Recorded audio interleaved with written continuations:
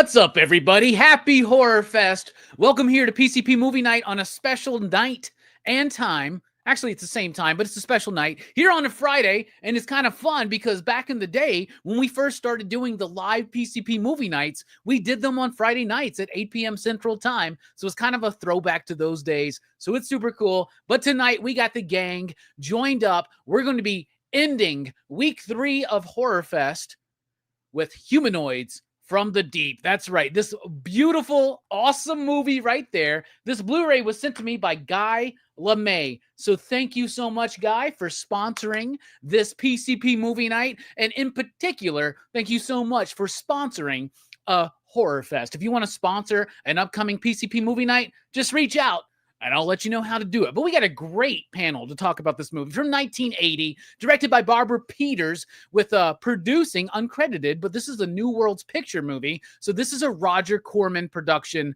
Very excited to talk about this cursed-ass movie here on YouTube. And to joining us here on the panel, first of all, we got my man Fable. What's up, homie? Station. What's going on, guys? Yeah, this shit is cursed for sure.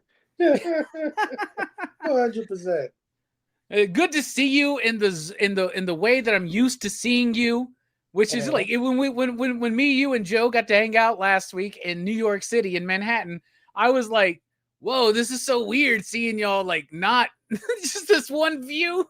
But man, it was super cool hanging out with you, man. And that was the best pizza I've ever had in my life. Somebody asked me at work the other day, they were like, yo, let's get pizza. I was like, I can't get pizza. You can't eat pizza anymore. I can't get Little Caesars pizza now, man. We also got with us the man, the myth, the legend. It's Brooks. What's up, Brooks? What's up? How you doing? You excited to talk about this movie tonight? Am I? First time watch, right? Yep. Another one that I somehow missed. Somehow you've missed this film. Yeah. We also got the Brainiac with us. Probably your first time watching this movie too. Oh, it definitely was. Yeah. Are you excited to chat about it? I am. Yeah. I dug it. Okay. And rounding out the panel, we got the dude. It's Jelani. How you doing, my homie? I'm good, man. Glad to be here. Yeah, this is a cursed feed, man. Had to restart my computer. This is nuts. It's a cursed movie, brother. We don't need to get into the lore or nothing like that, but like those in the know, Two Gun Pedro, I see you out there. Those in the know that this movie is. Maybe we shouldn't have talked about this movie, but Guy sent it, and we're gonna deliver. And I tell everybody, you send me a movie, we're gonna cover it in some form or fashion at some point in the future. And I got this one for my birthday. I was very excited to add it to the Horrorfest lineup because I am quite a fan of this movie. Do I think Humanoids from the Deep, aka Monster? I got a message earlier this week from Fable being like, "Yo, what's this movie, Monster? Is it the same movie?" And it is. That's just what it was called in Europe and in Japan, right? This is obviously a post-Jaws horror movie. Roger Corman had already done Piranha, right, in the post-Jaws era. He actually offered Joe Dante, who directed Piranha, this film, but he said, I've already done one Jaws ripoff, Roger. Maybe we hold off. Of course, the very next year, Joe Dante would truly make a name for himself with the movie The Howling, which we've covered here on Horrorfest as well. But Humanoids from the Deep. I really like this movie, but it's not a good movie. It's not. It's cheap. It's ridiculous. And what's crazy is it's actually two movies kind of spliced together into one, right? Roger Corman had this idea. He was like, let's update Creature from the Black Lagoon for the modern audience. Let's tackle subject matter such as pollution and overfishing. Let's amp up the gore. Let's amp up the sex. And Roger Corman hired Barbara Peters. He says it's because he believes, man or woman, the best person for the job is the best person for the job. But a lot of people think that he picked a woman to do this movie so that he would kind of skirt around some of the criticism from some of the more exploitative, sleazy bits of this film. And we can't have a horror fest here at PCP without a little bit of sleaze. And that's what we're doing here tonight. This movie is definitely sleazy. But Barbara Peters, so Roger Corman told her, basically, this is the idea. These humanoid aquatic creatures show up. They're like Creature from the Black Lagoon. They're like gill men. They show up. They kill all the men. and they rape all the women, right? So we got the final film from Barbara. He looked at it and he goes, there was a lot of killing, and all the killing of the men was pretty well done.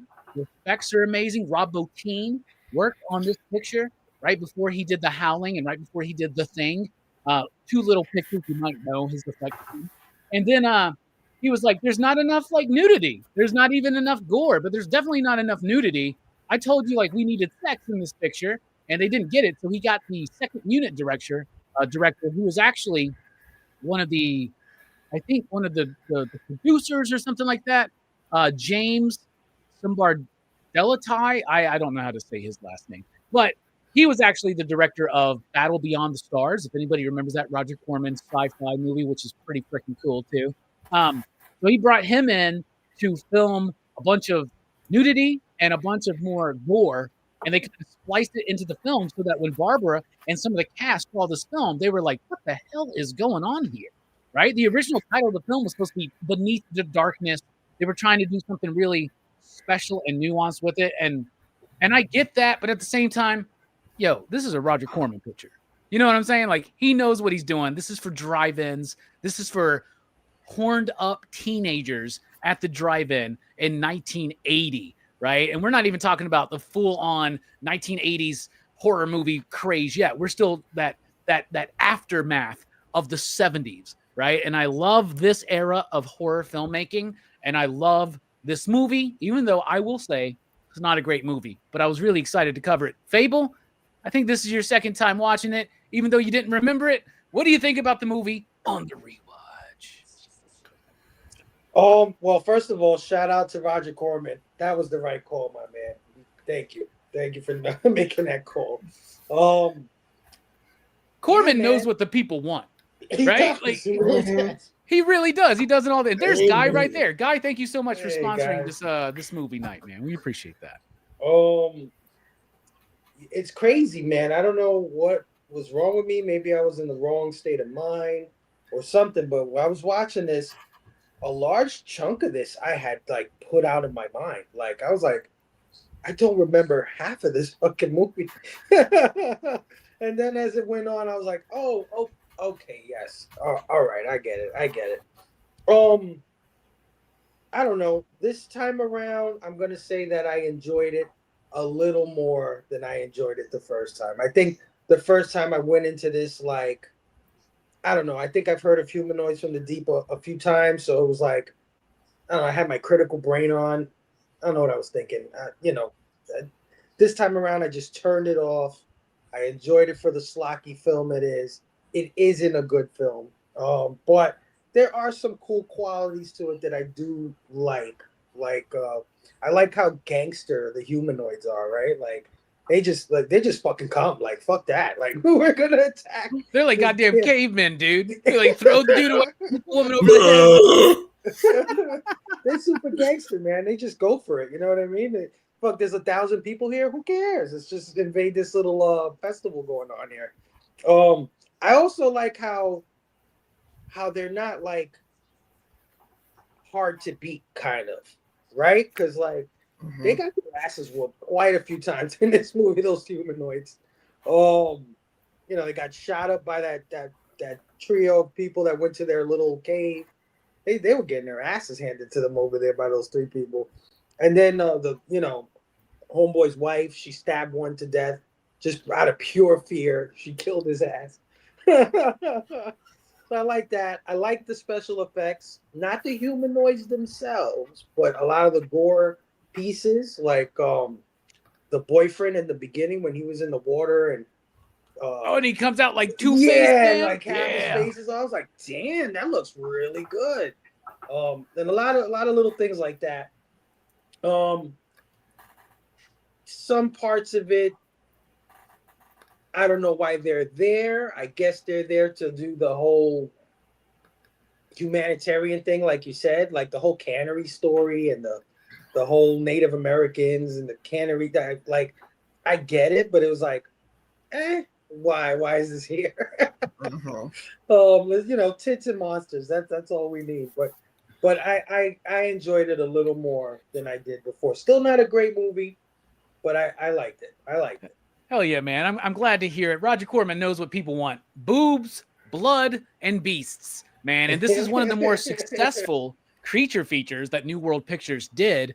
It had a budget of $2.5 million, which for a Roger Corman picture is pretty hefty, right? It made 2.1 in the box office, but it definitely made a whole lot more on the video market. And that was what Roger Corman was really, even at this time, he was definitely going for drive-in stuff.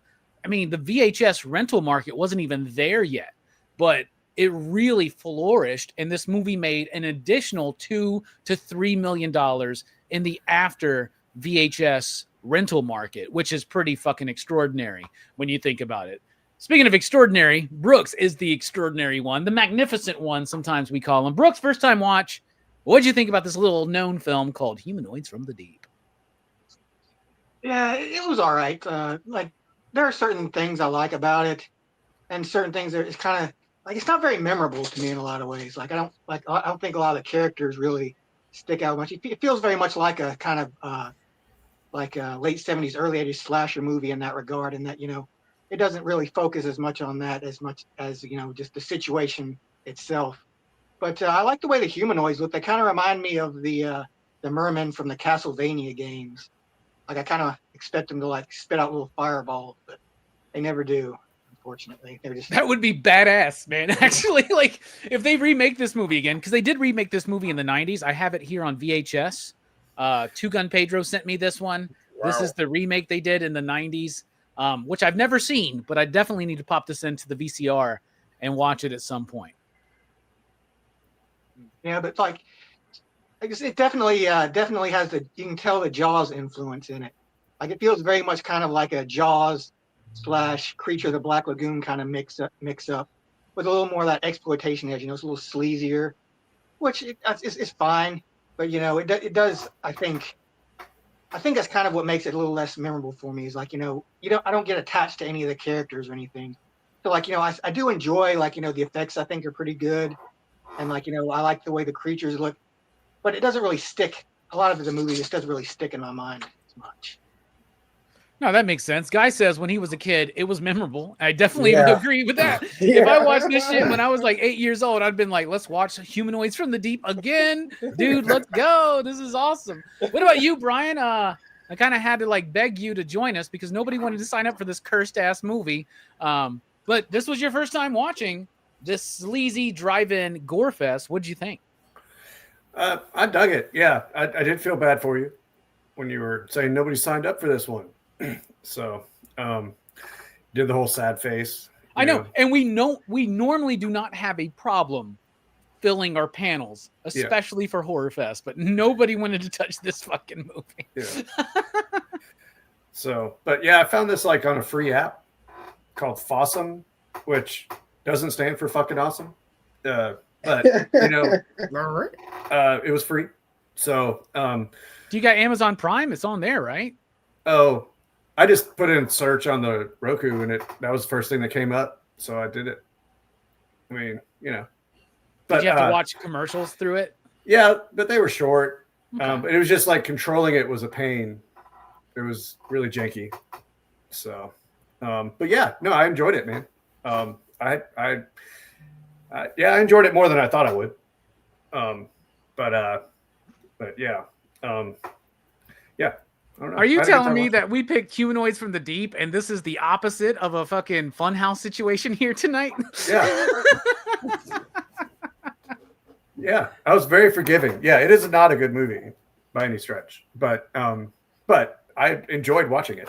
I mean, I had a good time. So. Yeah, it's only an hour and 20 minutes. It gets in, it gets out. It does kind of drag a little bit at times, I think, but it's just mostly because you're like, let's get back to the boobs and blood. Yeah. Right? Yeah. Hell yeah. Yeah, I will admit, when I saw it was an hour and 20 minutes, and I went, nice. I was like, I can get this in. Hell yeah. I just signed up for a movie for Verno's Horrorfest entry for week 4 of Horrorfest, and I just found out today it's like 2.5 hours long. Wow. Awesome. Wasn't expecting that. That's great. That's going to be cool, man. Yeah. But at least it's not Terrifier 2. What about you, Jelani? First time watch for you? Are you familiar with this film? What'd you think? I love this film. I love it. You hear me? I love this film. This is so much fun. I watched it twice. I was like, oh my God, I love this film. It's gory when it needs to be. It's tits when it needs to be. It was shot like a competent film. It's a very competent film. I thought it was going to be like horrible acting and all this other stuff. No. The lady director, when she was making her movie, she made her movie. And then the second unit director guy, he made his movie. And Roger Corman was just like, and it works. His dollar signs in his fucking eyes, like Uncle Scrooge or some yeah. shit. It's like, I know what I need. I need tits and gore, and I need this sensible film. It's a very sensible film.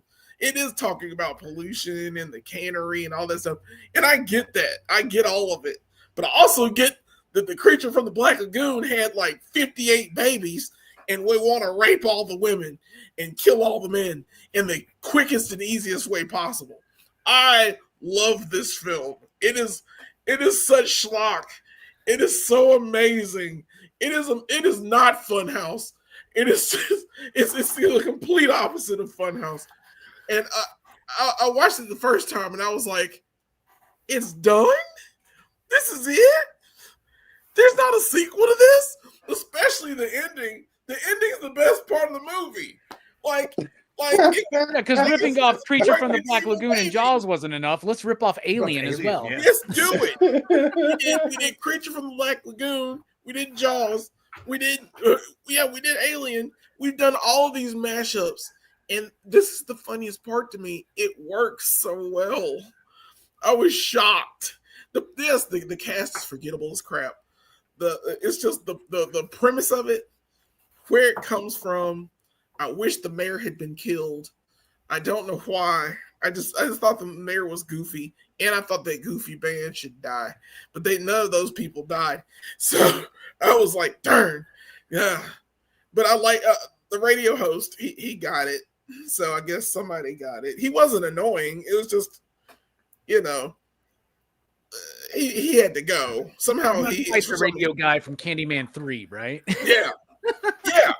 That guy had to go too. You got these humanoids from the deep, boy. I guarantee.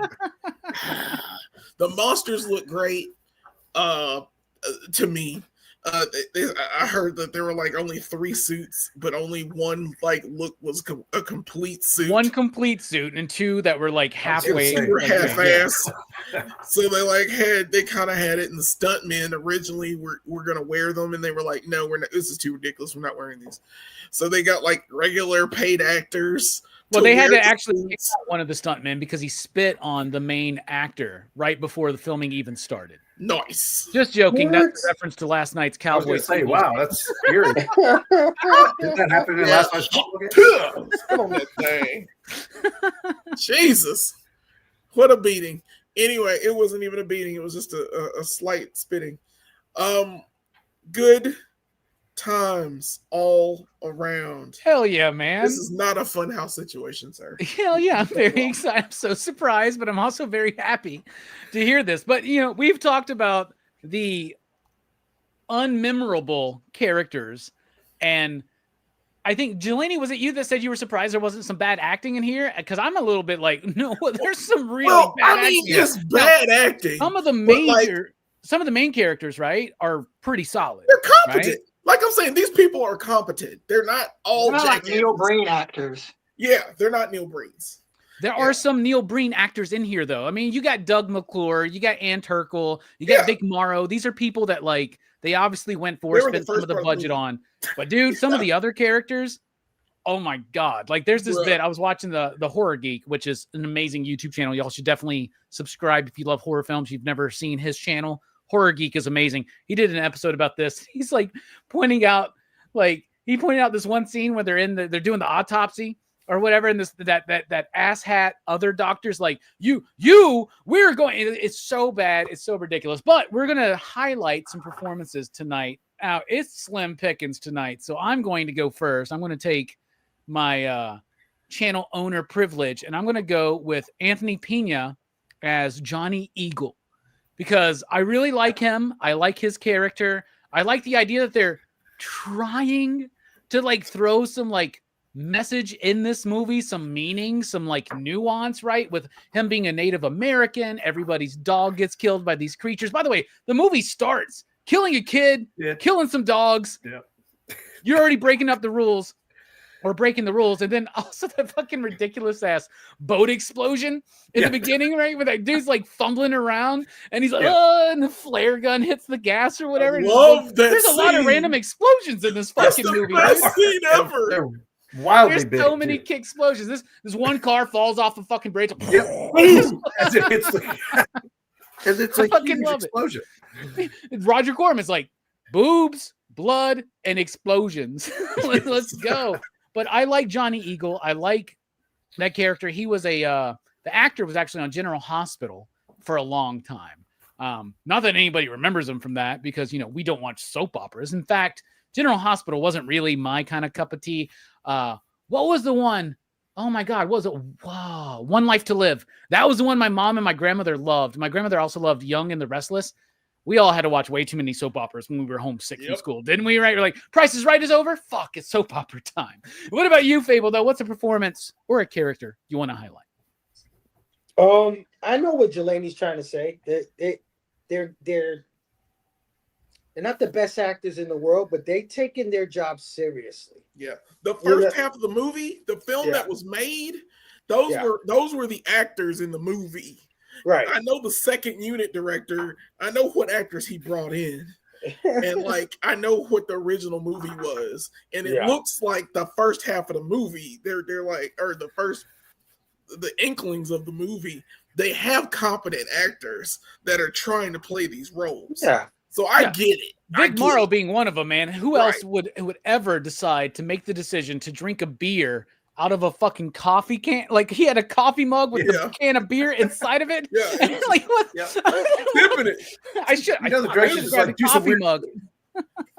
There's definitely potential there for like a small town, get to know all the characters before everybody gets slaughtered kind of thing. They didn't really go for it that much, but I know what you're saying. They definitely taking their job seriously, right? Like they're not saying to themselves, "Oh my God, look at these fucking humanoids. They look terrible." Right.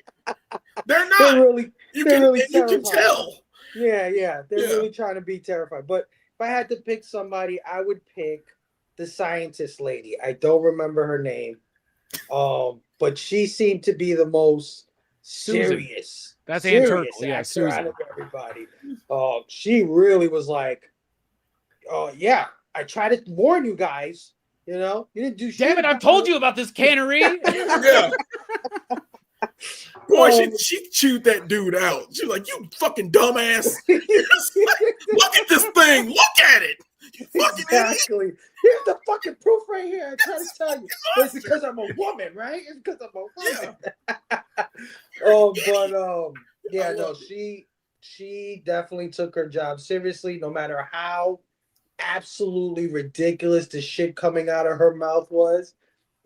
She believed it. You know what I mean? She said it with conviction. She was mad there were tits in this movie, by the way. She was trying to explain their whole fucking how the humanoids evolved or whatever, and it just sounded so fucking stupid.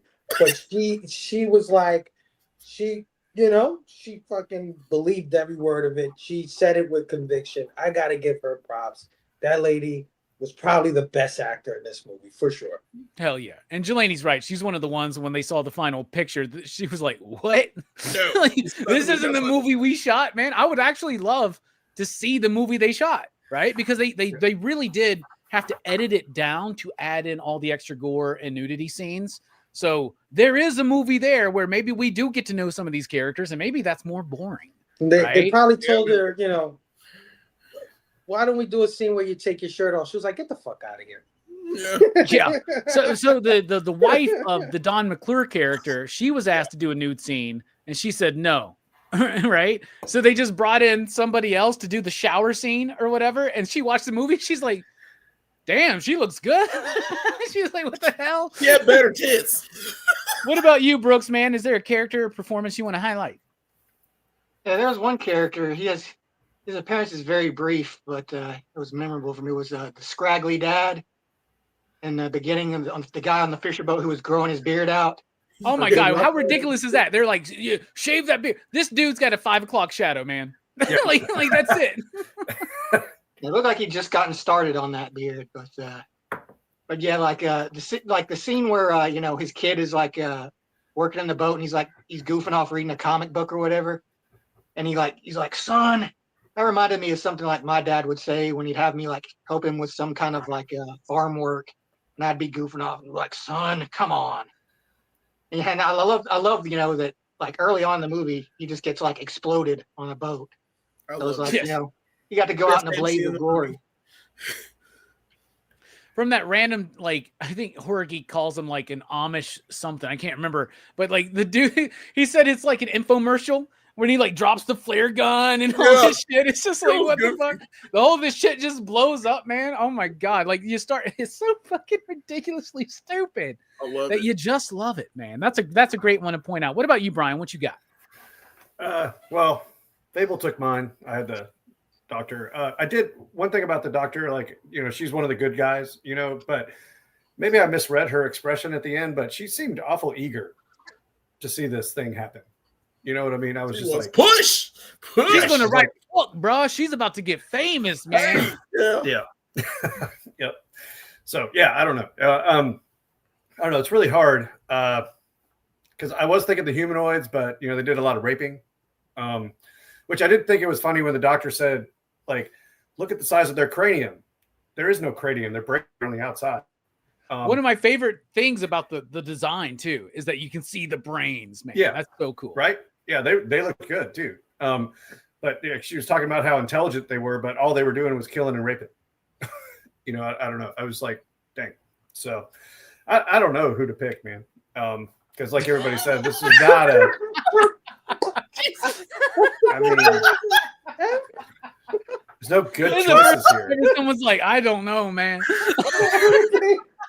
Wow. I love it. I mean, I like the Johnny Eagle too. I mean, I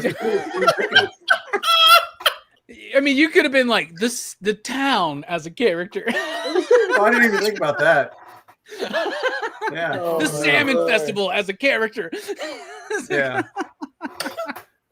I like humanoid number 2. It's hard, man. Humanoid. Yep. I like you it, seem man. to rape less. I love how you were like, I was going to pick the humanoids, but they rape a little bit too much for me. And we've already been demonetized saying the R word way too many times today. Probably. What about you, Jelani? What do you think? I know you got a character you want to talk about. If not, Don McClure's fucking rose shirt. I sent my girlfriend a picture. I was like, next time we go out, we're dressed like this, man. Yeah. He's got that fucking shirt with the roses on it and shit. Like, what the hell is going on, man? That was pimping. Yeah, I got 2. I don't know why. I have no idea. This is like Jelani's new favorite movie, by the way. I almost choked, bro. The shit. It was, and it's not because of the R word, and it's not because of the tits. It's because it's a combination of all of it, like the explosions. It knows what it is. This movie, like, we've been watching movies like The Hunger and whatnot, and like it's all right. It's artsy fartsy and whatever. And I'm like, I've been watching these movies. I'm like, all right, it's fine. But this movie knows what it is. It is unapologetic about it, and it is just, it's so clean. That's Jelani loving this movie like I love Candyman 3, man. Yeah, it's awful, but it's like great at the. It's so bad, it's good. It's like Corman gold. So I got 2. One. It's the dude that wants the cannery. The dude that wants the cannery with the mustache and that curly ass hair. I love that dude. He is, I don't know what it is about that dude. He wore that hat. He went in deep, like he was gonna go in hard and try to shut down Johnny Eagle. And that's Vic Morrow, right? Yeah. Yeah, that's Dick Morrow. Yeah. He's the one with the beard with the coffee cup. That dude is the GOAT. I don't give a crap. He was that racist ass motherfucker. He came in, he bought beers for his boys. He sat down. They was planning shit.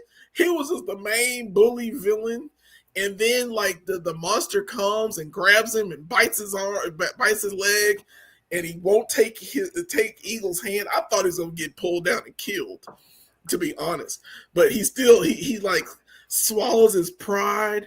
Oh yeah, that great scene, man, when like those kids are in danger because like He they can goes and climb up saves the like kid. fucking 2 feet to get back to the fucking dock, man. Right. It's terrible acting for that part. But I love that character. I have no clue why. He's just He's great, man. He's like, the only person whose dog didn't get killed is Johnny Eagle. Yeah. We got some fucking shit to do, boys. You definitely know he voted for Donald Trump. Yeah, several times. Yes. This movie gave me like a Canadian production vibe. I don't know why it has a Canadian production vibe. Yeah, like My Bloody Yeah, Valentine. My or something Bloody like that. Valentine a little bit. My Bloody Valentine. Yeah. Very My Bloody Valentine. It just felt like it was those kind of guys. Those 80s bros. Blue And they collar, just- man. Right? Yeah, blue collar workers. They want the cannery because it's good for the town, you know, shit like that. And they're like, "Fuck these Indians," and they're gonna try to ruin us by taking my cannery. This one Indian, this one Native American. This one. Johnny Eagle's You can only house. hire one. He blew That up shit was Johnny great. Eagle's house. I don't know Fucking what it crazy. was about They that did character. blow up his house with like the Yeah. fucking most Yeah, impactful Molotov. Molotov cocktail of Okay. all time, man. Exactly. And then like he got caught, like they got attacked and all this shit. He's like, yeah, they went in there and they blew up your house. And he's like telling on himself. And I'm like, idiot, don't say shit. How do you know it got blown up? How do you know? He didn't tell you. And they don't explore it at all. It doesn't matter. I just loved how like evil he was. And then he ate the humble pie. It felt awesome to me. He's one of my favorite characters in this movie. I wish he killed some humanoids from the deep, just one, or one of them at least got him. You know, just after he's redeemed, he's immediately killed. That would have been cool too. But I'm okay with it. And the second one is the ventriloquist girlfriend. She had the best tits in the movie. Fantastical tits. Her entire awesomeness was awesome. She looked great. I hate she got attacked and either murdered or raped by those things. I don't know, but it's horrible it happened to her. But she had the best tits in the movie, and I was like, "Oh, you're the reason I'm going to watch this twice." Yeah. All right, one more thing about Vic Morrow. You know, if anybody hasn't made that connection, he's the dude who dies during the making of Twilight Zone. What? Oh, he's on the David helicopter. Bit. That's right. Yeah, No shit. yeah, He's the guy that dies in the helicopter. yeah. That was just like a couple years or so Oh, after this, right? shit. Yeah. Wow. Not too far away. Yeah. Wow. And if you look at pictures of him, it doesn't really look like the same dude, but it is the same dude. He just had that fucking. I think Horror Geek said he's got that 70s Donald Sutherland perm. Yes. going on. Yep. Yes. All right. I'm loving this conversation already. Let's talk about the style and the structure. The movie gets in, it gets out. It does feel like two movies kind of thrown together.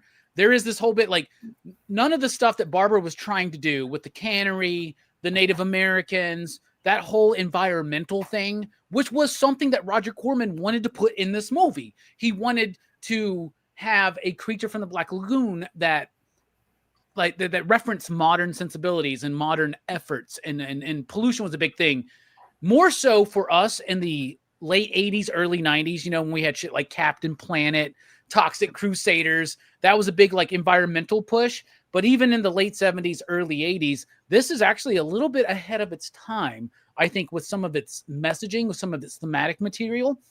But it does feel like none of that really goes anywhere.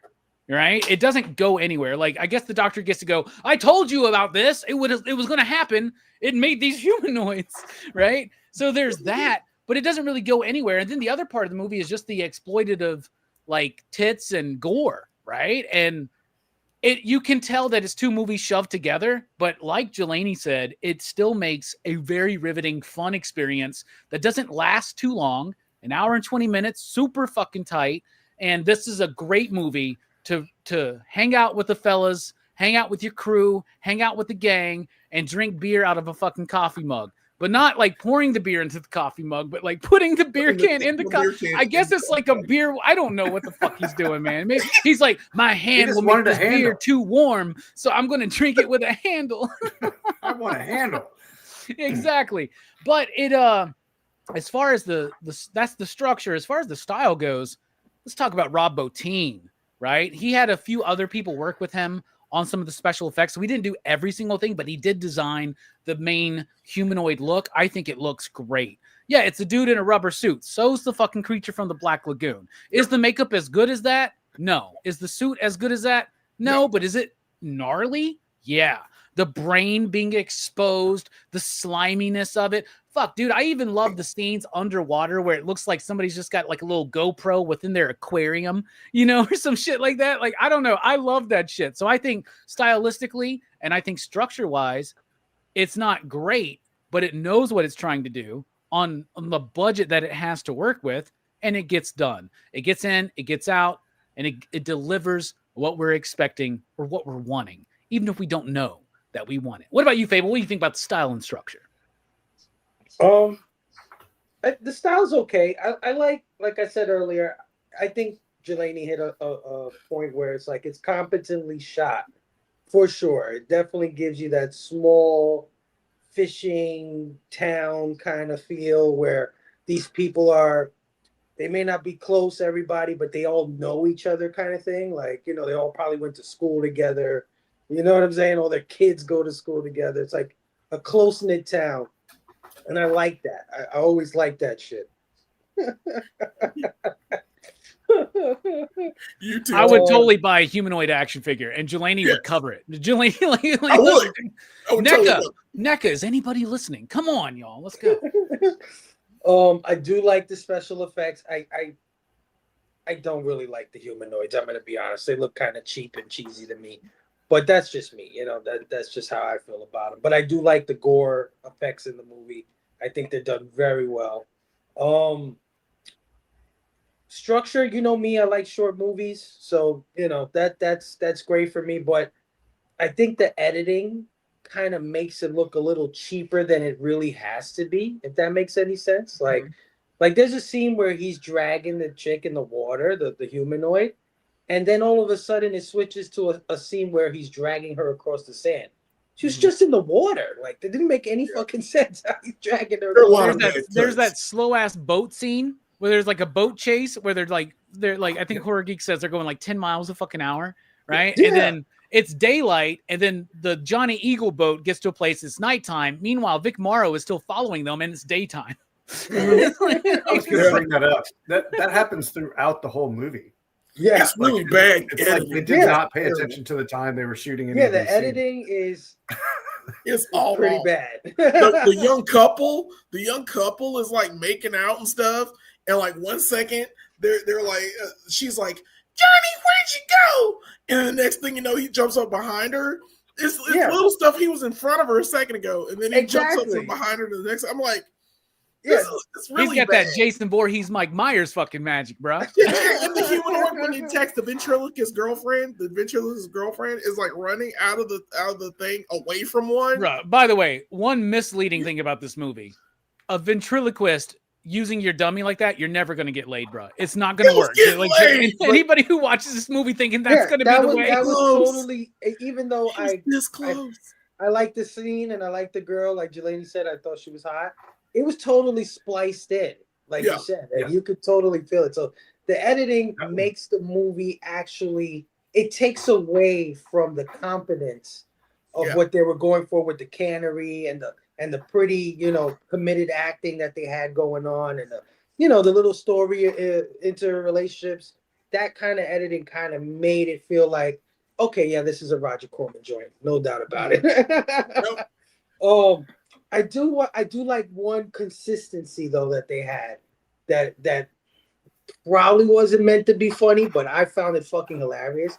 Didn't you guys find it hilarious that everybody had a goddamn shiner? The whole town, everybody had beat up. Everyone got their asses kicked. Yeah, everybody was fucked up. And it stayed that way. Like Johnny Eagle had that bruise it got worse. He got did. worse He kept through the film. spreading. It was like Yep. spreading and wide. And I'm And like, I what don't the know- fuck happened to you, man? He's like goddamn Yaya in fucking Candyman, right? Yeah. Where it's like the bee sting just keeps This getting is gnarlier. growing. I don't know if Okay that with was like a bit or something, where it's like everybody had a bruise or a shiner or something, but they were consistent with it. It was like, Mhm. if somebody got punched in the face the next day, they had a shiner. All the guys had beat up looks. So I give them credit for that. Where the editing is bad, at least somebody thought and said, he got fucking decked. Let's give him a shiner for the next scene. So I give it props for that. This movie review brought to you by Shiner Box. Shutterbot. And Guy says Monstars actually made the toys for Humanoids. Fuck, we got to be looking that shit Okay. up right now, man. Nobody We're gonna looked go that get up? those shits tonight, man. Let's Yep. do it, man. What about you, Brooks, man? What'd you think about the style and structure of the film? Oh, the style is good. Like, it is very much a movie of its time. Like, I like the Humanoids look, like I said, and I think like what works, even though it is obviously a suit. Like when you got like an aquatic creature, it's easier to get away with like a more rubbery suit because the moisture makes it look more natural actually. Mhm. So yeah, like I think like I said, I think the effects were good. There were a lot of good explosions, but the story is a bit thin. But I feel like they kind of intended to do more with it, but they just ended up be like, nah, let's just like they leaned more into the exploitation thing of it. It's like they kind of played a little bit of service to like the setup of the guy who's like the cannery guy, not like in Johnny Eagle, and like they kind of wrapped it up at the end with him and like him saving his life, but like that's pretty much it. Like they don't really go that much into it. But yeah, like it is like I said, it's a pretty tight hour 20 minutes, which is good, and it doesn't feel like it lags too much either. It feels like once it picks up, like it goes at a steady pace. Like once the humanoids really start popping up, like it just gets crazier and crazier. It keeps snowballing them a little bit. Yeah, when I was Yeah. watching it this time, I was like, "Holy shit, we're already at the fucking salmon festival." Yeah, Yeah. yeah. So it Sal, doesn't feel. or he calls it salmon. Mm. The radio guy. It's a salmon festival. I believe it's supposed to be salmon. It is salmon. He's just reading a No. script, man. He's never seen that word before. He doesn't know what a Mrs. fucking Salmon. fish is. Like what? I know plenty of people that say salmon. Me too. My but parents yeah, did. but Yeah. I like salmon because it works with the "we be salmon," but whatever. Brooks, anything else? I'm sorry. Okay. No, that's pretty much it. Brian, what about you, man? What do you think? Yeah, I'm glad. See, I didn't look up anything before or after watching this movie, so I didn't know that it was two movies mashed together. But that makes a lot of sense after watching it, and it makes me laugh even more that it's only an hour and 20 minutes, and yet somehow it's two movies mashed together, and it's only an hour and 20 minutes. Yeah, So, I mean, there's yeah, a I lot of don't know. stuff on the cutting room floor. Maybe there's like There has to be because yeah. they jammed a lot of stuff in there Mhm. in between all the exploitative elements. I mean, there was a lot of stuff, really. I mean, it didn't really get resolved in many ways, but yeah, that's I don't know that. I guess that's the structure for me, but so I watched the credits and saw that it was that, and I don't know how to pronounce his last name, even though you've already said it twice. Rob Bottin. Rob Bottin. Yeah. Man, I mess that up all the time. But then it all of a sudden reminded me of this comic called Serious Creatures by Tony McMillan. You can buy it from him directly. I highly recommend it. But it's like a semi-fictional account of Rob Bottin and other famous special effects artists. I mean, he changes the names of everybody, changes the names of the movies, and but he actually talked about him making that movie, and that it was like all of a sudden clicked. I was like, oh, this is what they were talking about. Like, and the comic does in the back actually list all the references and everything like that, but it's pretty dense. But I highly recommend that one. It's because and I think that also just made me appreciate it more because like I was like, oh crap, because there is a scene where there's a chest bursting scene and another one competing against each other, and stuff like that. So I don't know. Thought it was pretty cool. Hell yeah. Evan, you're completely right, and I forgive you for kicking my ass in trivia last night, man. So that was fine, man. That's all good. I did get more correct answers than anybody, though. Period. I'm just gonna say that. But did you win? No, I didn't win, but it's okay, man. I'm just having fun. Evan is Dylan's brother. Evan is a horror maestro. I really love it. And there's Verno right there, man. You owe me a mask, man. I'm the goat of horror trivia, man. Oh, my bad. The heel turns over. Fuck, blood splatter chatter. I love you, man. You're a great dude, man. You're awesome. Verno, you should have joined us tonight. We're having a way different experience than we did last time we covered this movie. What about you, Jelani? What do you think about the style and structure of Humanoids from the Deep? Fuck you, Verno.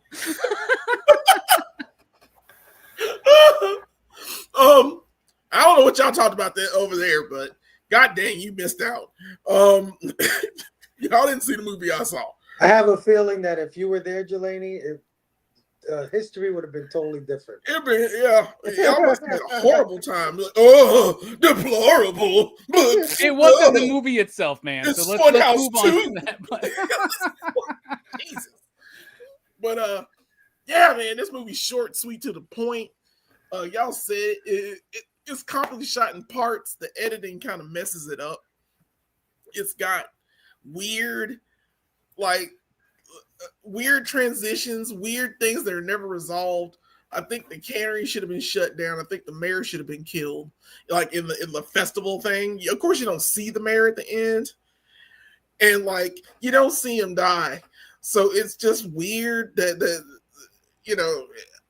little things like that should have happened. I feel that this movie, like I said, as far as structure goes, is fine for what it is, how short it is.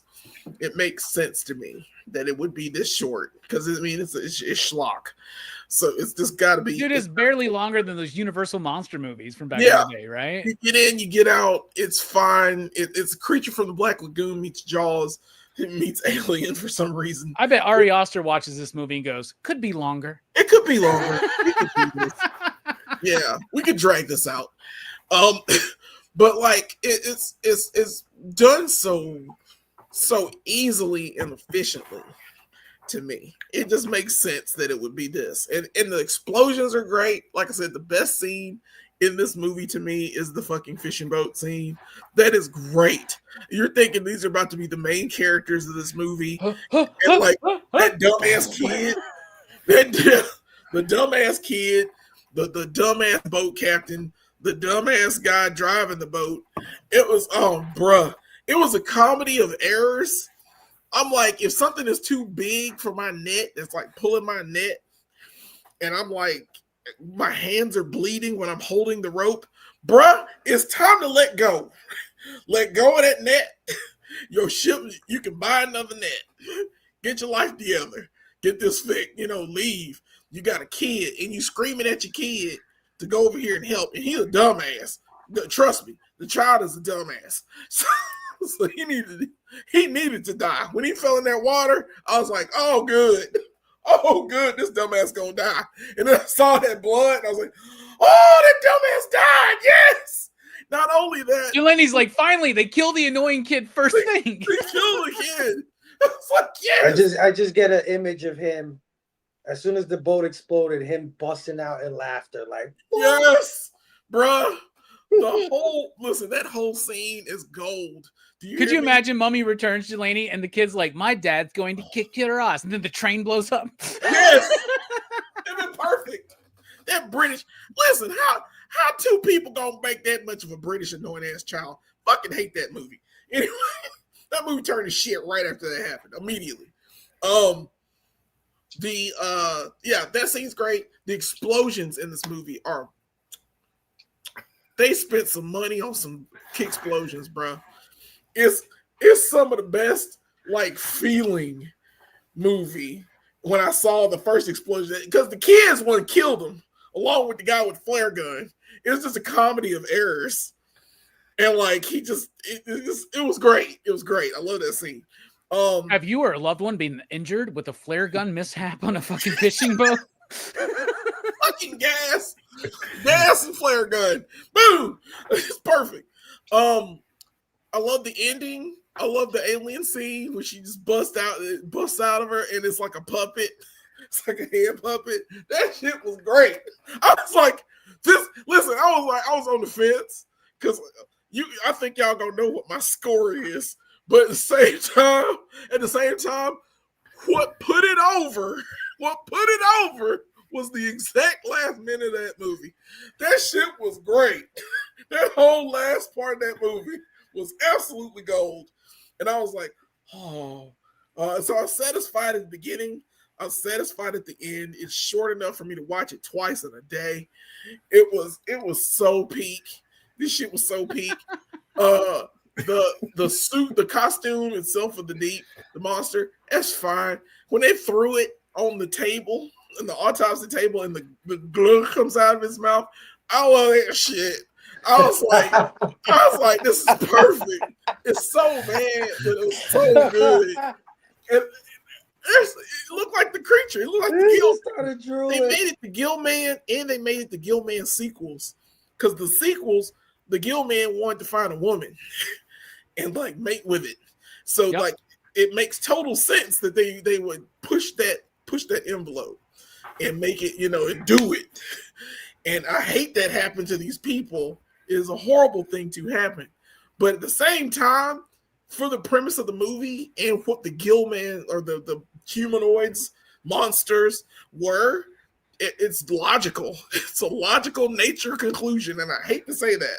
I hate to say it. Sorry, I don't want to get canceled. I'm just telling you that's where they're not dudes. They're fucking Gill men. So they're doing what they got to do. And they want to procreate and keep going and kill as many dudes as they can. This shit was all that festival. Oh my God. I cannot stop gushing about this film. Delaney's like, best third act we've covered yet on the channel. All channel. This shit was gold. It was surprisingly gold. Yeah. I love it, guy. Good job, dude. Good choice. Let's talk about the music. The music is done, believe it or not, by an Academy Award winner. It's James Horner who does the music here. He did he kind of got his start with Roger Corman. He did Battle Beyond the Stars. He did this one. We know him from doing, I don't know, Aliens, An American Tale, Field of Dreams, Apollo 13, Braveheart, A Beautiful Mind, House of Sand and Fog, Star Trek II, The Wrath of Khan, The Rocketeer, The Mask of Zorro, Troy, The New World, The Amazing Spider-Man, The Karate Kid from 2010, which is actually not that bad of a movie, The Legend of Zorro Apocalyptico, The Perfect Storm, Casper. It's the composer of the film Casper. James Horner is a legend. Now, we lost him, unfortunately. He actually died in a plane crash he was in it was either a plane or I don't know, there was something, and he passed away in that not too long ago, maybe like 10 years ago. But James Horner is somebody that we as cinephiles know his work, and we know it very well. And it's crazy to think that he fucking composed the score of this movie, which I really like. Now, he's been accused of ripping off other people throughout his career, right? That is something that he is an Oscar Award winner for his score on Titanic. He also won the Best Original Song with My Heart Will Go On, right? He did that with Celine Dion. So James Horner is like legendary, right? But he was accused of kind of ripping shit off at times. But dude, he started with Roger Corman. And Roger Corman told him, hey man, do your best John Williams in this movie. But he doesn't completely go into it. He has that whimsy quality to his score that feels very John Williams, but he's not going out of his way to be the doo-doo, dun-dun, dun-dun. And actually, if you listen to the score on its own, it's pretty freaking solid. It's good. It's available on YouTube. Go listen to it. I love the music in this film. The music is better than the film itself, but it adds to why the film works for me. What about you, Fable? What do you think? Yeah, I was super excited when I saw his name pop up in the credits, and I started paying attention more to the score. And I agree with you. The score is better than this film. But it's also edited like this film is edited, right? Like it's not. It sometimes it cuts off. Sometimes it jumps in when it doesn't have to. And I can see the accusations of stealing, even though you can't fault the man because it's like, it's Corman. Corman doesn't give a shit, right? He's like, just make it sound good. But there's definitely some psycho in this fucking movie. 100%. I hear that dun, dun, dun, dun, dun, dun. I was like, oh shit. It's psycho 100%. Yeah, and what's crazy is that everybody, especially at this time, rips off Psycho, right? Yeah. Mm-hmm. Everybody rips off Psycho. Nobody talks about what's his name, Harry Manfredini or whatever from the Friday the 13th movies. Friday We talk about how great he is. I'm like, dude, it's Psycho. Meanwhile, fucking Richard Band, I believe, is the composer Reanimator, gets fucking crucified for ripping off Psycho. And I'm like, get the fuck out of here, man. Like, everybody does it. That, I mean, it all comes from Herman, man. Yeah. I mean, it's kind of, it just goes so well with slasher type of shit anyway, right? Like that kind of score. But I thought the music was very competent. Just like the movie is 75% trying to be competent. So yeah, no, I was happy to see his name on here because it's cool to see where these guys come from, what their first, movies are, and his Alien score is fucking phenomenal. Yep. And that was what, like 5 years later? Yeah, that clanking metal fucking sound that he does in that bling, bling, bling, dun, dun, dun, dun. I fucking love that fucking soundtrack. Yes. So James Horner, loving to see him and his roots, but he's definitely a little rookie here at this time, and you can tell. So no, but it was good. I loved it. Oh yeah, Brian, what do you think about the score of the film? I definitely noticed it in the opening scenes, but I'll be honest, it didn't stand out to me while I was watching the movie. Not sure why, but so I looked it up on YouTube and put it on instead of listening to the broadcasters at the game before the show. The Chiefs game? Yep. Okay, word. Does it work for the score of an NFL game? It does. Yeah.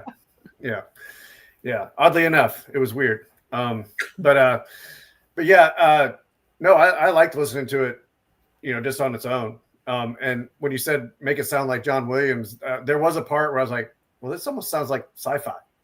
Like, I was like, this is more, in that realm. And so, yeah, I don't know. I thought that was funny, but yeah, it's really got some interesting bits in it too. I mean, like where he gets, it's not I don't know. There's just interesting bits like every so often to pull you back in, no matter where, I don't know. That's really good stuff. I didn't know he did all those other ones, but I figured he was famous just because the feel of what he was doing was similar to a lot of things, Yeah. I mean, he's a great composer. Like I said, he's done a lot of great films. He's been nominated for so many Academy Awards. He's won Academy Awards, and it all starts here. He also did the score for Battle Beyond the Stars, which if y'all like this movie, y'all really need to watch that. We need to cover that one. We need to cover that one eventually here on PCP. I want to watch that. Yeah, it's a pretty fun. No, I do not have it, but there's a really cool Scream Factory edition of it that I need to get a hold of. So, Guy, I'm just saying, if anybody wants us to cover that, send me the movie. We'll watch it. But I'm pretty sure it's available on plenty of streaming services because that's just how Corman pictures go, right? Yeah. Oh yeah. What about you, Jelani? What do you think about the music? The first time I watched the movie, I thought it was kind of generic. It sounded very stock footage-ish. We're not stock footage, but stock stock music. Music. And they found it. And like a George A. Romero movie. Yes. Yes. Easily made. You just pop it in and throw it in your movie, background music, whatever. Until you get to the gore. It's so good. This place It's so much. I'm sorry, I gush about this movie. This score is fantastic. I think this is Jelani's favorite movie we've ever covered, man. I don't understand it. I didn't understand. 5.69. No, it's not. Shogun Assassin is the most favorite movie I've ever watched here. Oh, Period. Shogun Assassin. Shogun Assassin Oh is my the absolute God. Great shit. movie. Great. One of our Like- best performing videos too, man. Really Yeah, good. and it I love like that movie. that movie. Real quick, that movie is good because it knows what it is, and it goes for it. Which is just putting together other movies. Yeah, put What it is, but watching You that like movie, movies that are spliced together, huh? Yeah, that's another Yes, two together. movies in one. and it's gorgeous. So this movie is doing the same thing, and the music just takes you there. It's with you on this lovely journey of this movie. Like it shouldn't be this crazy. This movie is so chaotic, and then it slows up a little bit, but the music helps you out, and it does it really well. I don't know how to explain it, but like I said, at first, the very beginning, it's all stock, whatever, and then it just goes into it's like it gets into the meat and potatoes. It just tears right in there. Yeah, at the very beginning, you're like, is this Jerry Goldsmith? Is this John Williams? Like, what the fuck is going I on don't know here, what's man? going on. It feels like 70s background music, like 70s sitcom background, or not sitcom, but like drama background music, like maybe Dynasty back in the day. I don't know. Fucking It's something Dynasty, like that. the first Yes. Dynasty reference on PCP Movie Night. I Hell think after yeah, like Dynasty. 5 years. Shit, yeah. Oh That shit. shit was the shit. They are. The characters, man, they rock, man. Yeah, that music. The acting quality of this movie is very like nighttime soap opera. Isn't It is. Like, it's very Dynasty, very Dallas. It's very They Dynasty. tried to make a movie. You can tell there was a movie that they were trying to make, and they made it. And then Corman was like, "Nah, More tits, more blood. Let's go." blood. Throw that in there. Do it." And I'm like, "It works." It Roger just Corman works. is a genius, man. He is 100%. He is. R.I.P. to him and James Horner. What do you think about the music, Brooks? I don't remember a single note of the music in this movie. Like, this is one of those rare instances where, like, usually in any movie I watch, at some point I'll perk up and listen to the soundtrack. This one I just could not. It just slid off of my brain. Like,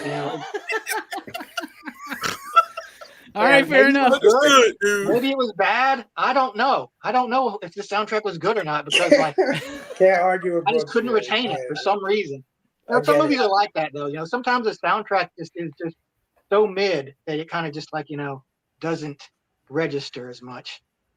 But I'll take you guys' word for it that it was good. You should check it out on YouTube. It's available, man. Like it's pretty good score, man. No lie.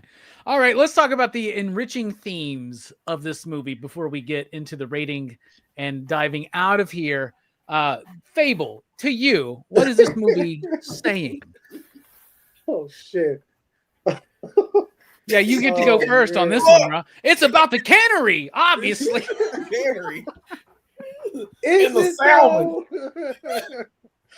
though? Fuck.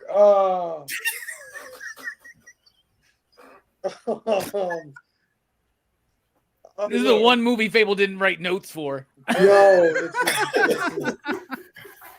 And I saw this a week ago, guys. I didn't even do the day before thing or the day of thing that I always do.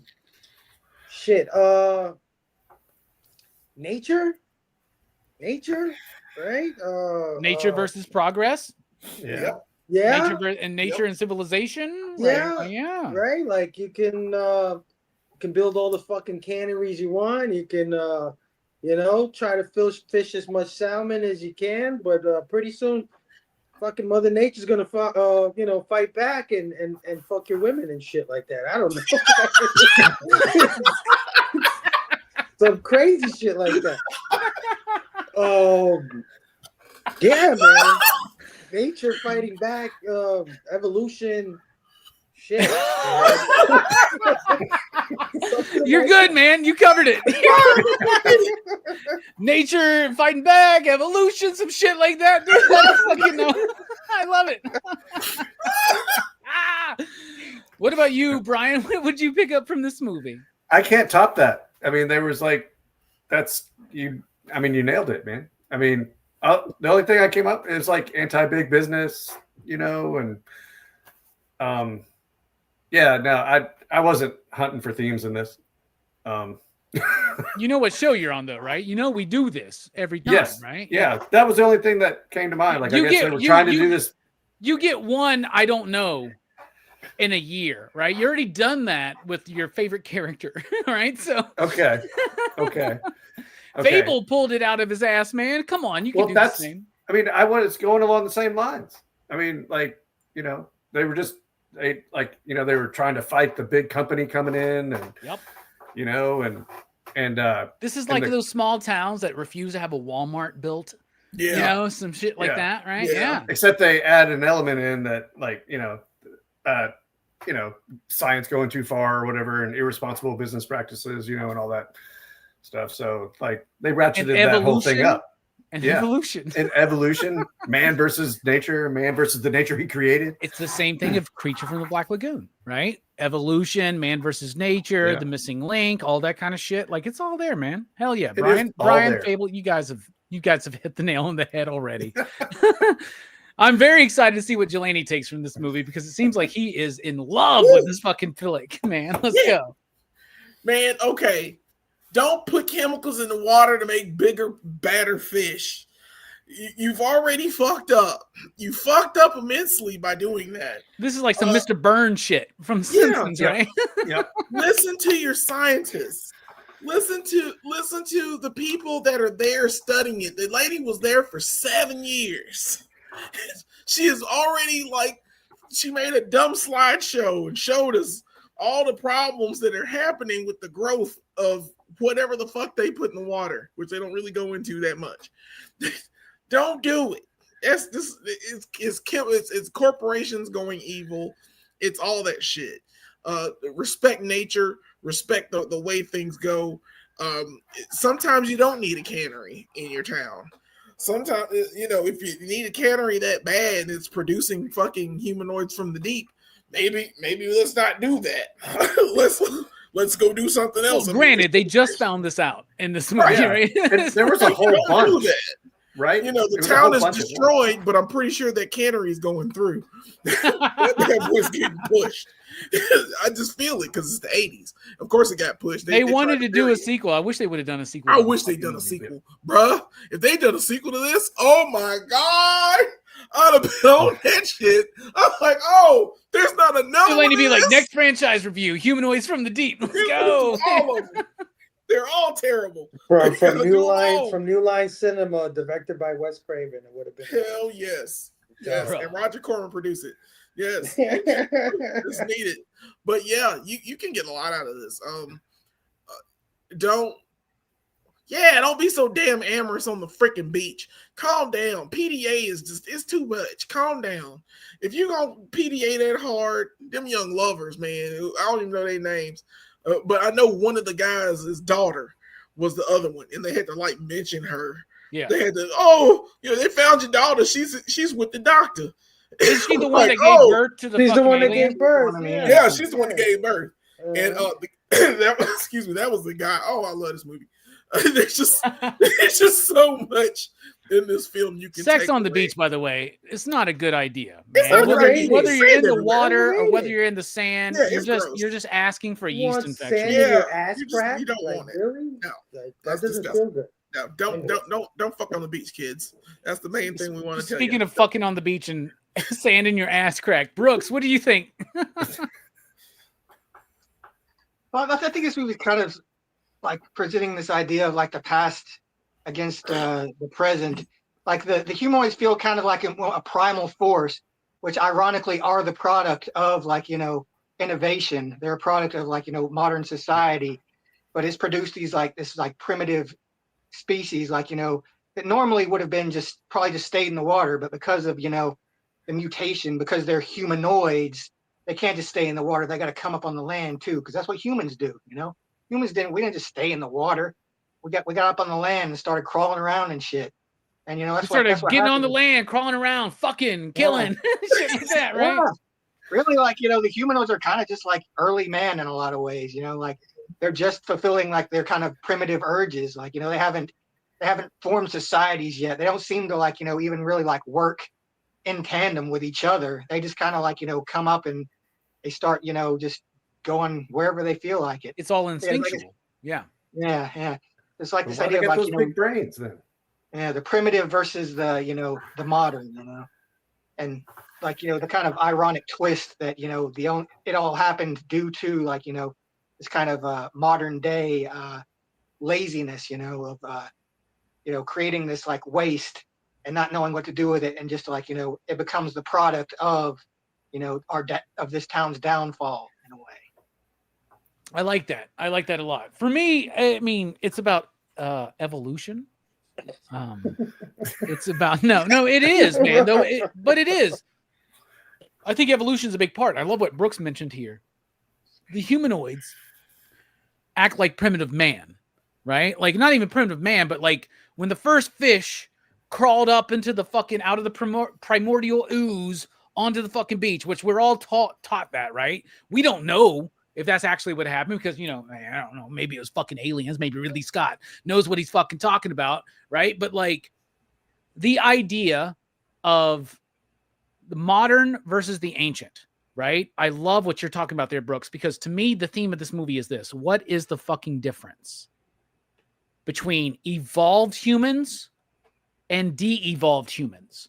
Right? There is no fucking difference. If you look at the townspeople, you look at Vic Morrow and his crew of fucking beers, fucking guzzling goons, right? Yeah. They're going after Johnny Eagle, the Native American representation, right? They're poisoning the land with what they're doing, but it's all for innovation, for progress, for industrialization, right? So we think as humans that we are so evolved that we're beyond this shit. But there is no difference in most of the humans in this movie and the humanoids in this movie. They're literally doing this fucking same thing. And the problem is the humans should know better. The humanoids don't. They're going on instinct. They're going on survival. Most creatures, all creatures on this planet evolved to fuck, fight, and live. Fuck, fight, and eat, right? That's what they do, right? That's what we do. Mm-hmm. Fuck, fight, and eat, right? And we think that we're so far removed from that evolutionary past, but we're not.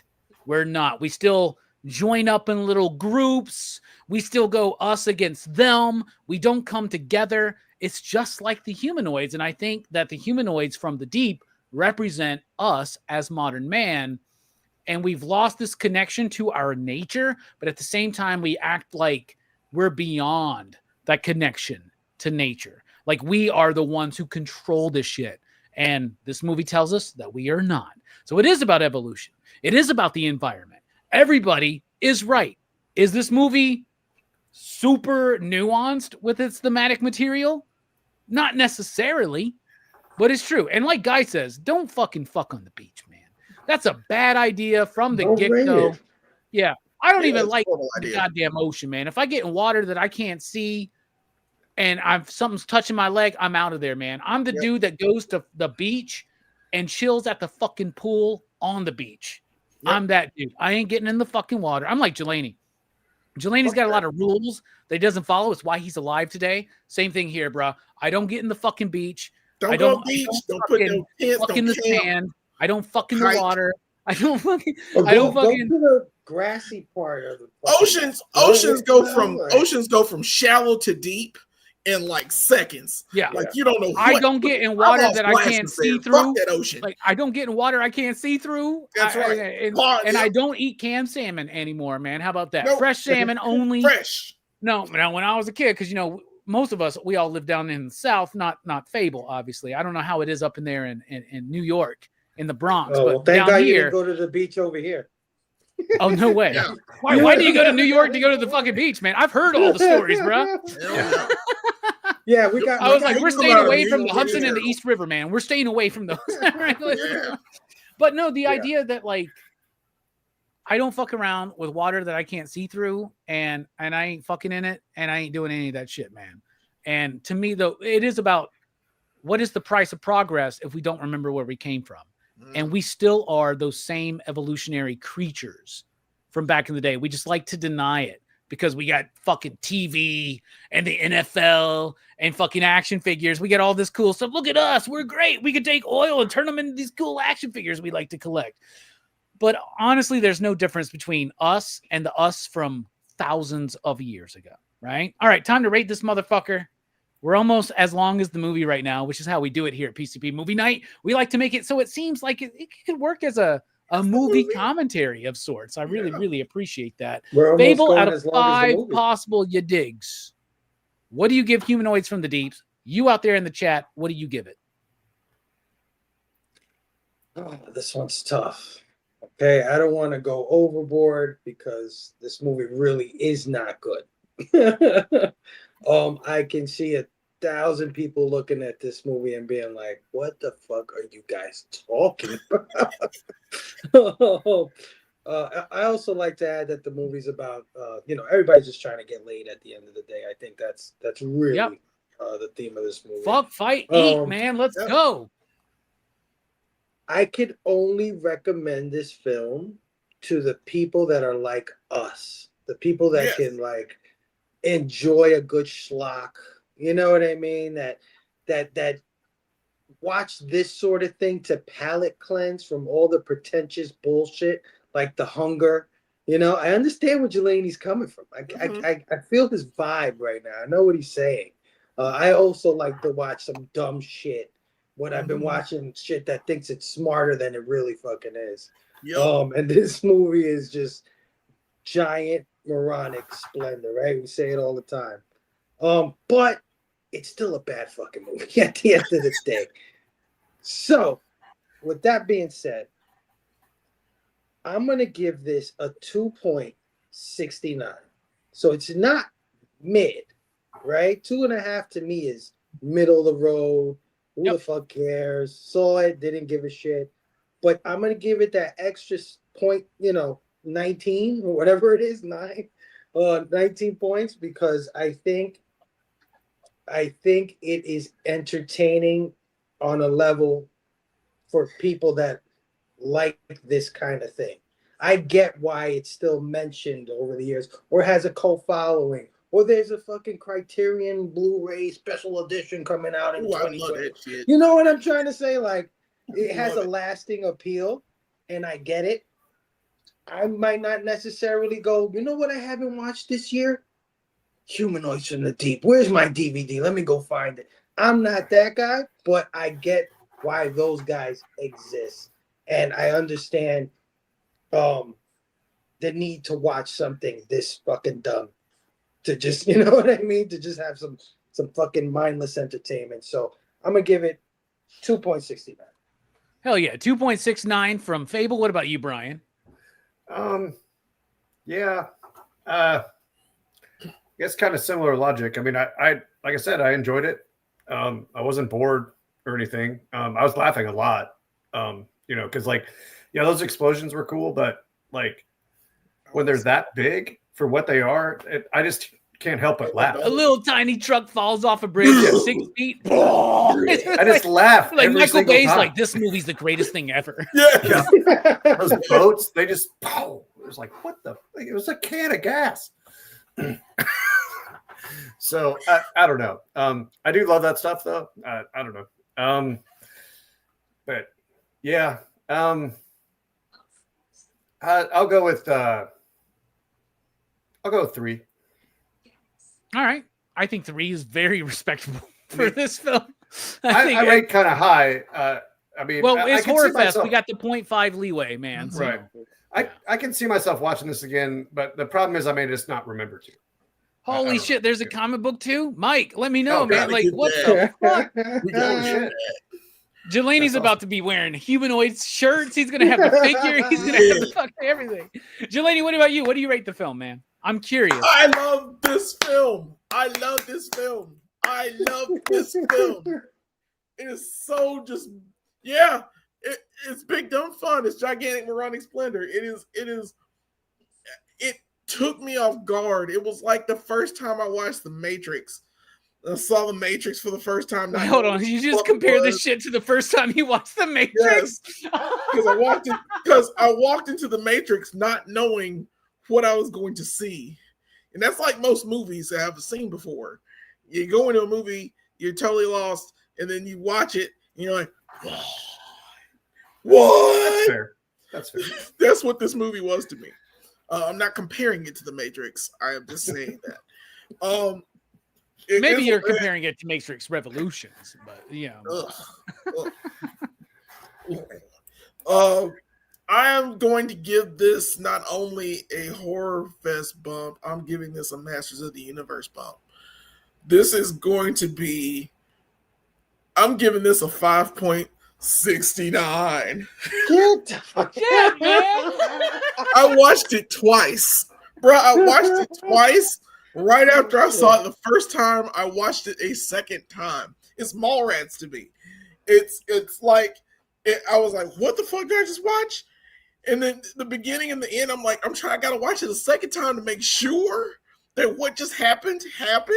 I feel like there's a moment where Jelani goes, God damn, Robbie, you fucking, you did it this time. You did it, bro. Who would have thunk it, right? You sold me on this film. It is so.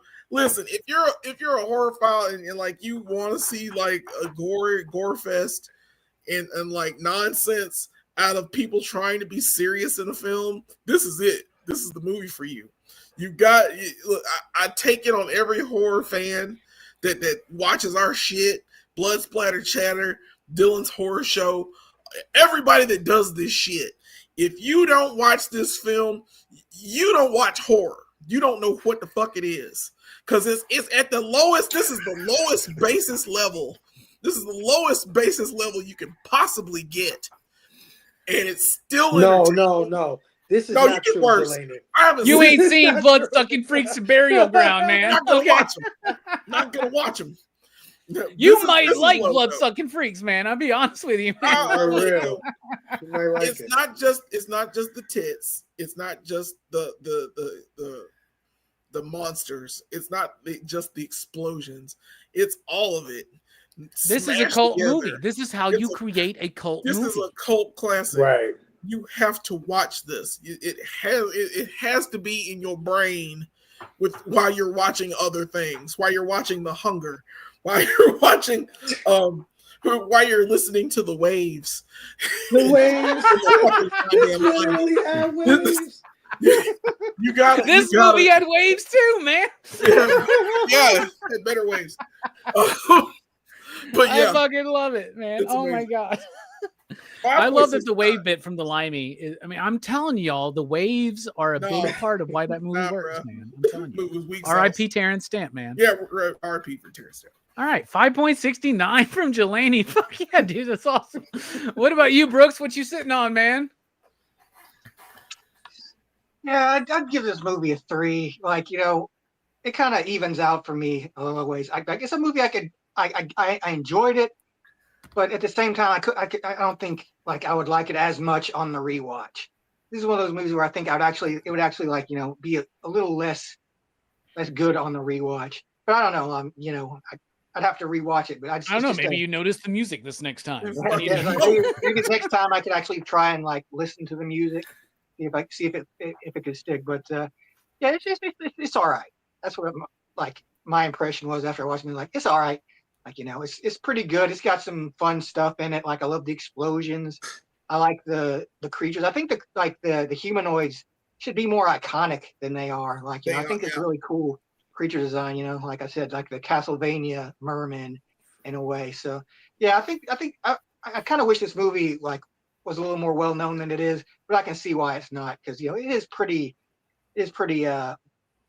middle of the road, I guess. If these motherfuckers spit fireballs, Brooks would be like 5.69. Let's go. Yeah. Right? I definitely recommend a second watch, Delaney. Brooks, because when I first saw this, I was like, this shit is terrible. And then I watched it again. I'm like, 2.69. Jelani watched it once. He was like, I gotta watch this again. And now he's like 5.69. So you might want to watch it twice. You might Yeah, watch your love twice, might bro. go up a little bit. It's crazy. Hell yeah. I'm going to be right there along with Brooks and Brian. I'm going to give it 3 out of 5. And that's with the 0.5 Horrorfest bump, right? I don't think it's a great movie. No. I like exploitation cinema. I like transgressive, subversive movies. This movie is that, but there are other movies that I think really excel at that stuff. Like Last House on the Left is something that I think has a lot of like punch to it. This movie doesn't have a lot of punch to me, but I love it and I love owning it. Guy, thank you so much for sending me this copy because I love this movie. I'm very excited. Two Gun, thank you for sending me the 90s remake on VHS. I can't wait to dive into this one. No pun intended, because I don't know, man. I want to see this movie remade today. Like, right? By like fucking, I don't know, by like Warner Brothers or Universal or something, like Christopher Nolan after the Odyssey. Remake Humanoids from the Deep. Wouldn't that be fucking crazy? And I agree with you, Two Gun. Not a great movie, but it's a fun watch. It's fun. And if we all 5 of us got together, we were drinking, we were smoking, we were having a good time, we put this movie on, we're laughing, we're cutting up, we're having so much fun. This is one of these kind of movies, man, right? Like a lot of these movies, I think we all mostly watch them alone so we can really kind of dive into it and pick it apart. This movie, though, like really deserves us all getting together and fucking watching it. So if you 4 want to jump on a plane with me, we're going to go up to the Bronx very soon. We're going to hang out. We're going to watch Humanoids from the Deep. It's going to be fucking great. It's going to be fun. Let's do it. It's awesome. And Guy, thank you so much, man. You are absolutely the best. This movie would be awesome if you had one of those like blow up projectors. You know what I'm saying? Those oh yeah, up, like screens that you could project. Well, then you need to come mean? down here and watch it with us at Whole Shoes House. Hell That's yeah, what he's you got a need. projector. Yeah, bro. In fact, we should do that. Like the Whole Shoes got a video projector. He even painted his wall in his living room the right color. Like it's so They're not good. black So much enough. fun. Still not black enough. Yeah, the blacks are a little bit. The blacks are a little weak. Anyway, yeah, 3 from me, 3 from Brian, 3 from Brooks, a 2.69 from Fable, and a 5.69 from Jelani for a PCP average of 3.69, dudes. Nice. Hell yeah. What a great fucking movie. What a great review. You know we got to do some transgressive, schlocky sleaze during Horrorfest, right? And I'm so happy that we did this. We did the Candyman franchise. We did the Pretentious, The Hunger. Now it's Humanoids from the Deep. What's coming up next? Aha! This is going to be a fun conversation. Monday night, we kick off week 4 of Horrorfest with the Blair Witch Project. Haven't seen this movie in years. Very excited to check it out. I'm going to be watching it on VHS, but I've been listening to the commentary on Blu-ray. Very excited for that. But Blair Witch Project, that's Monday night for Horrorfest. Right after that, on Monday, Tuesday, over at Dylan's Horror Show, The Loved Ones. This is another Two Gun Pedro pick. He also sent me this movie. I won't be there on the show, but I definitely got to make time to watch this because if Two Gun Pedro picks it, I definitely got to check it out. But I will be on Blood Splatter Chatter on Thursday night to talk about a 2.5 hour long Korean film, I believe, called The Wailing, which is considered one of the greatest horror films of recent memory. Like, people really talk highly of this movie. So Horrorfest continues on with week 4, The Blair Witch Project on PCP Movie Night, The Loved Ones on Dylan's Horror Show, and The Wailing on Blood Splatter Chatter. Fable, what you got coming up? Thank you so much for joining us here, man. This was totally worth it. What's coming up? Final thoughts. It was totally worth it, dude. It's been a hectic week. I actually look real forward to watching this. Well, at least talking about it with you guys, because I knew we were going to have fun just dissecting Humanoids from the Deep. So thank you. Thanks, guys. And you know, my comic shop is called The Deep. So, like, every time I think of this title, I think, like, we are the Humanoids from the Deep, right? I knew Jelani was going to make me laugh. I knew Brooks was going to pull some esoteric theme out of it. I had a feeling it was going to be a good time. So thank you. Yeah. But you next didn't know Friday- that Brian would be like, I don't have anybody for That me. was great. That was the best. Like when he said that, I love that. Like I don't know. Yeah, dude. Next week, Friday, 9 p.m. Eastern, we return to the all new, all different Blame Fable show. Me, Nick, Stu, Brother Joe, and the rest of the PCP Army. I'll be Bad there too, Batch. bro. I'll be there Oh, too. and my man Rockin' Robbie's gonna come hang out. So come hang out with us next Friday night, 9 p.m. Eastern, as we're back from our long hiatus to hang out, talk some shit about whatever's going on, and show off some cool stuff. Always a good time. So that'll be cool. And then just look out for me in October as I join Horrorfest with these guys. First up, we got Pitch Black, man. I can't wait to do that with Jelani and Brooks and the whole crew from the Chronicles of Riddick The movie good- review. Yeah, it's gonna The be good there. Riddick movie. With Yes. Guys, almost 4K. I cannot fucking believe it on that movie. I'm just like, wow, 4K. Well, dude, you're beating out Hard Target right now, man. That's fine. That's about 69 dudes times more than I ever had on any video. So that's freaking awesome. But yeah, thanks guys. Keep watching. Horrorfest is only just begun. Also right before Blame Fable next week, I will be joining Verno. We're doing our top 5 favorite slashers. Yeah. So that's going to be cool. So it's like a nice double feature night. Why don't you run us through your Horrorfest lineup when you start in October, bro? First up, we got Pitch Black. Then after that, we have Necronomicon, I believe, is the next one. Which is, I'm excited for this one actually more than the other three.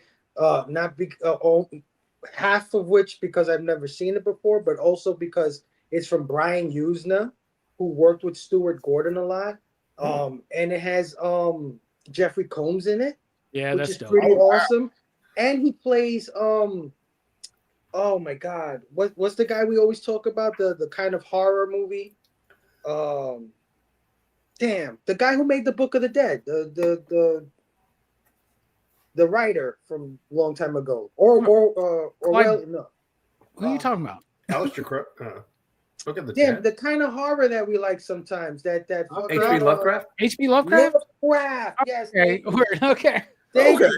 you. Jeffrey Combs plays Lovecraft in Wow. the Necronomicon. So That'll be my first watch too, man. I'm very excited. Yeah, and it's an anthology horror, so it's got a lot going for it that I'm kind of shocked I've never seen it. But yeah, Necronomicon is next. Then after that is the 80s. Talk about cult films.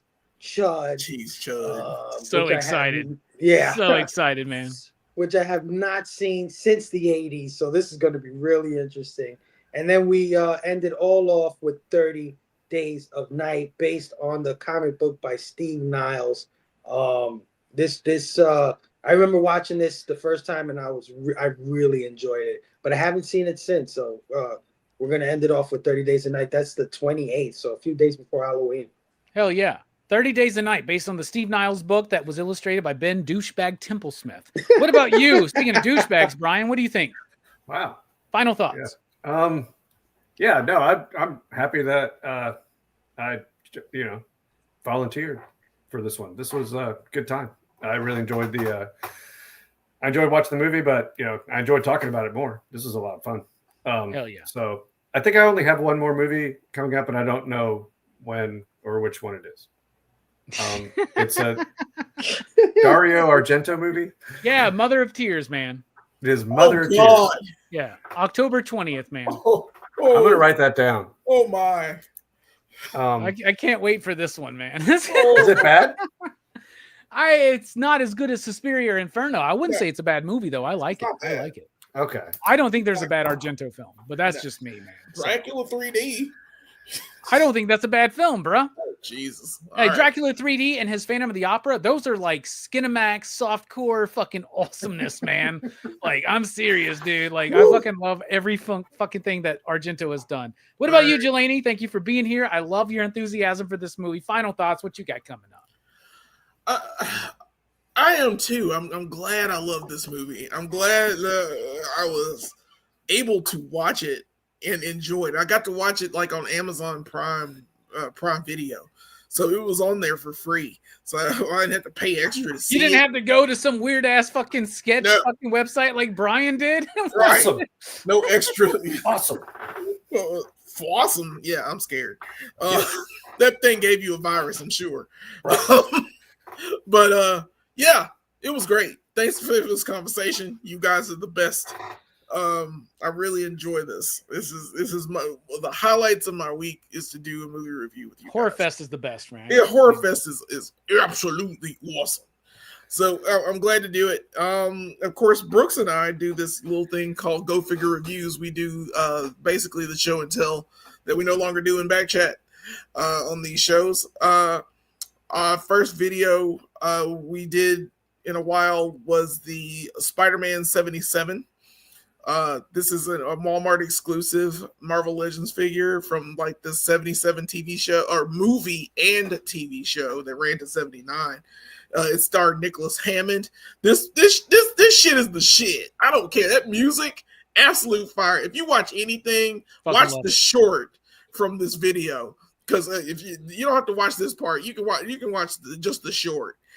It has the original TV show music. It is fire. It's that sax. Jelani loves him some good sax, man. Sax is awesome, man. Downward, upward. It's awesome. And of course, Huggy from Huggy Bear's Toy Shop, our friend Nate, did a review with us of the SDCC exclusive, a Cold Slither 4-pack set from G.I. Joe Classified. This is the Dreadnoughts as freaking rock stars, and it was an SDCC exclusive, which was a pain in the butt to get. And we finally reviewed it because everybody else reviewed it like 5 months ago. But watch it. It's cool. It's got a cat in it. It's pretty awesome. Check us out. Go Figure Reviews. Hell yeah. What about you, Brooks? Final thoughts, man? Thank you so much for being here. Oh, yeah. And actually, I'm kind of glad I watched this movie now because they built a cannery like a little ways from my house now. It's been dumping chemicals in the river.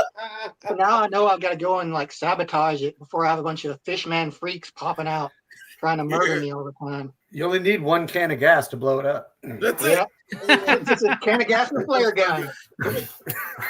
Boo! There's some great kick explosions in this fucking movie, man. It's so amazing.